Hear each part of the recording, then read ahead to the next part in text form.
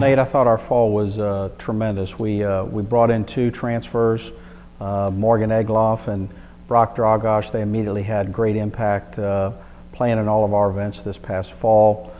We were able to win Lemoyne's tournament, finish second in ours, and finish out the fall season in the ranked 14th in the country.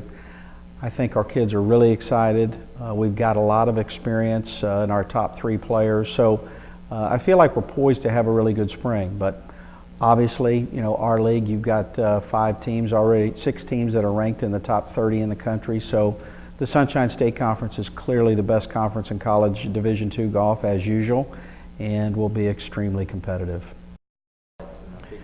We get started the beginning of February as usual. There's a lot of the same stuff on our tournament regimen that's there, but we play in Florida Southern's tournament at Lone Palm, the Matlock Invitational, in mid-February, and then we go consecutive weeks in March to Kinderloo Forest and to Cuskawilla, which is hosted by Valdosta State and Georgia College.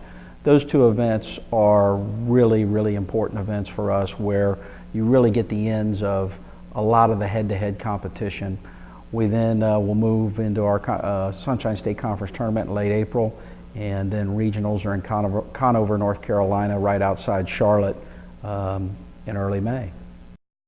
You know, with the regionalization concept in Division II, you're going to get equal number of schools from all regions, and you know, obviously that is very, very difficult for not only us, but all the teams in our region. The Gulf South and the Sunshine State Conference have, you know, a plethora of good teams, and with the way the formatting it is now, you know, there's a lot of top 20 teams that aren't able to get out of the region and get to the national final. So it's competitive as usual, but we've got an experienced team.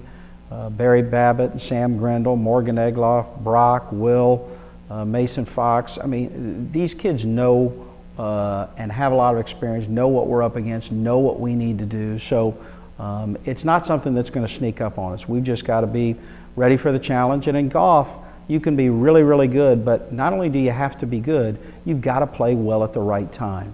And that'll be what our biggest challenge is, because I think we've got the talent to have a heck of a spring and even move up from the position we're in. Our fall season started with a hurricane event, so we actually didn't get a chance to host the tournament at Mid-Pines up at the Ross Resorts Invitational up in North Carolina. So that was disappointing and led to some last-minute kind of adjustments and that sort of thing. We ended up sending some individuals to a tournament at St. Leo.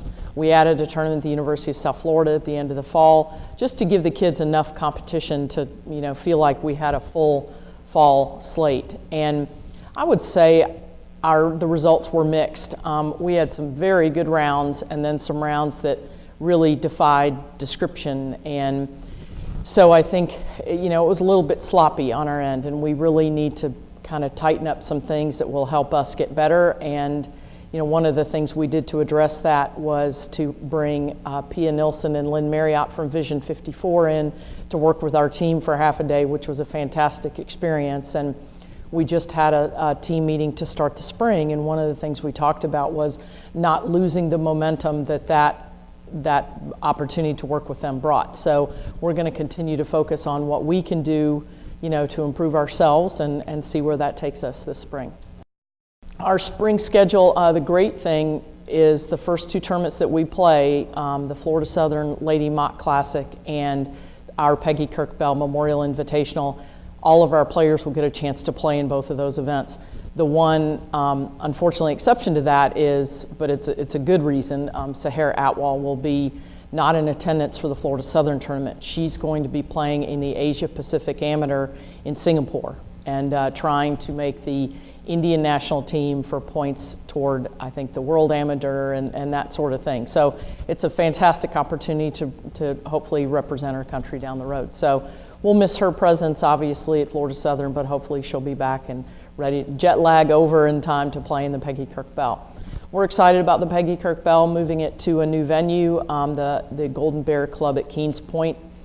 We've not played there as a team before, so it'll be a great place to kind of hopefully get a little bit used to the conditions there, but it's a fantastic facility, and we're really looking forward to the challenge that brings, and that's going to be a very big Division II field, which will be great for everybody. So, but I think overall I'm excited about the fact that all of our players have a chance to play in the first 2 events of the spring to kind of, you know, get themselves in a position to see what the rest of the spring holds. And we're also we're going back down to the tournament at Harvard in Sarasota, which is a fantastic opportunity for our players to play against a lot of the Ivy League and you know, northeastern schools who are trying to get out of the snow for a little bit. So that'll be a great event, and we're going back to Barry, which will be great. And then the conference championship is being hosted by Lynn at what I understand is a great golf course. And you know, so we have a great lineup, and we'll see how it goes.